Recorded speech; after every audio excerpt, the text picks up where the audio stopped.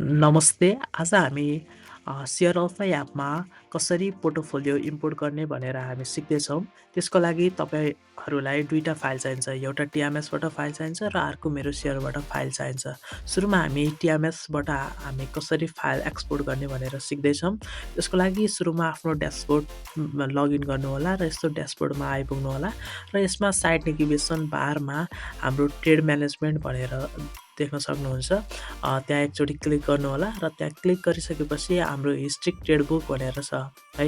History trade बुकमा click गर्नुहोला। त्यसपछि हाम्रो यस्तो पेज खुल्छ है। यस्तो पेजमा चाहिँ हाम्रो यहाँ बिजनेस डेट भन्नेमा तपाईँहरूले डेट राख्नुपर्ने हुन्छ। यो सुरुकोमा चाहिँ हामीले कहिलेबाट ट्रेड स्टार्ट गऱ्यौँ भनेर त्यसको डेट राख्नुपर्ने हुन्छ। यो सुरुकोमा चाहिँ है।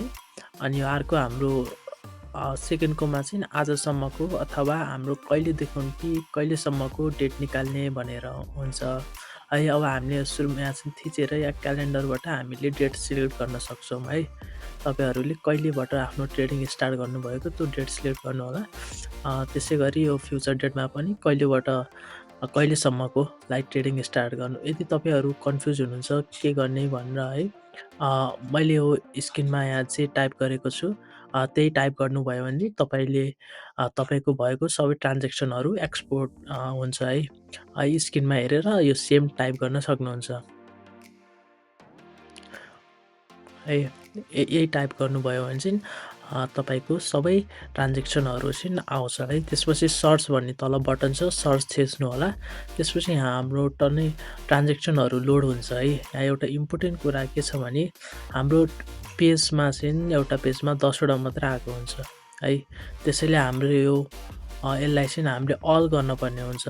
यदि गर्नु भएन भने तपाईँको सबै एक्सपोर्ट हुँदैन। त्यसैले म यो 10 आइटम पर पेज भनेको छ यहाँनिर है। हेर्नु है, यहाँ चाहिँ हामीले क्लिक गरेर तल अल भनेर अप्सन हुन्छ है।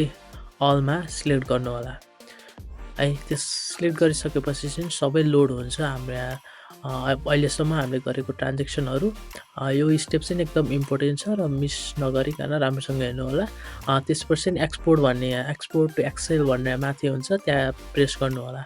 अनि त्यसपछि हाम्रो सक्सेसफुल्ली फाइल एक्सपोर्ट हुन्छ है। अब हामी कसरी मेरो सेयरबाट फाइल एक्सपोर्ट गर्ने भनेर हेर्छौँ है।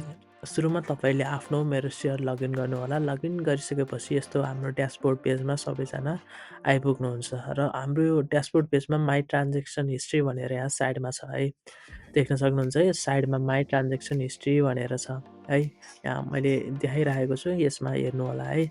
यसमा चाहिँ एकचोटि क्लिक गर्नु। एकचोटि क्लिक गरेपछि यस्तो हाम्रो पेज खुल्छ है।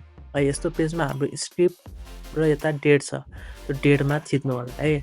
यता डेट छ, यो जसरी गरेँ मैले त्यसरी तपाईँहरूले गर्नु होला। त्यसपछि हाम्रो यहाँ लोड हुन्छ, सबै हाम्रो ट्रान्जेक्सनहरू हाम्रो लोड हुन्छ। त्यसपछि यहाँ माथि सिएसपी भनेर छ है। त्यो सिएसपी भन्नेमा क्लिक गर्नु होला एकचोटि है। एकचोटि क्लिक गरिसकेपछि तपाईँको फाइल चाहिँ डाउनलोड हुन्छ है। ट्रान्जेक्सन हिस्ट्री .csv भनेर फाइल हुन्छ। त्यसरी हामीले टिएमएसबाट चाहिँ हाम्रो एक्सेल फाइल डाउनलोड भयो र हाम्रो मेरो सेयरबाट चाहिँ हामीले CSV फाइल डाउनलोड गऱ्यौँ। अब चाहिँ हामी सेयर अल्फा एपमा इम्पोर्ट गर्छौँ।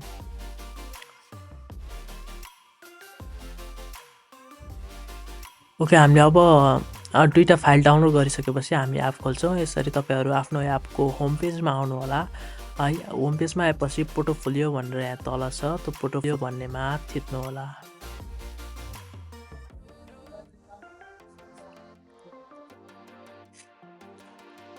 है पोर्टफोलियोमा थिचेपछि चाहिँ तपाईँहरूले चाहिँ यस्तो म्यानुअल पोर्टफोलियो मोडमा लानुपर्ने हुन्छ र यस्तो ड्यासबोर्डमा आइपुग्नुहुन्छ है। यस्तो पेजमा आइपुग्नुहोस्। यहाँ इम्पोर्ट पोर्टफोलियो भनेर छ है। त्यहाँ क्लिक गर्नुभयो भने हाम्रो यहाँ अप्सन आउँछ इम्पोर्ट एक्साइटिङ पोर्टफोलियो भनेर छ। त्यहाँ क्लिक गर्नुभयो भने अप्सन आउँछ, अथवा यहाँ माथि 3 डट देख्न सक्नुहुन्छ है। यो अप्सन आएको छैन भने यहाँ माथि 3 डट छ, त्यहाँ थिच्नु होला र यहाँ इम्पोर्ट पोर्टफोलियो भनेर छ, त्यो प्रेस गर्नु होला र सेम हाम्रो import portfolio from TMS and मेरो सेयर भनेर छ, त्यहाँ हाम्रो इम्पोर्ट बटन क्लिक गर्नु होला र यस्तो पेज खुल्छ तपाईँहरूको।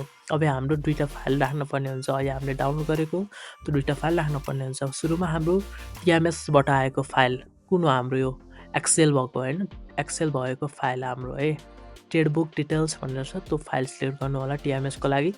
र त्यसै गरी हाम्रो मेरो सेयरको लागि पनि त्यहाँ क्लिक गर्नु होला र ट्रान्जेक्सन हिस्ट्री डट सिएसपी भन्ने छ त्यो सिलेक्ट गरेर यो दुईवटा फाइल लोड हुन्छ।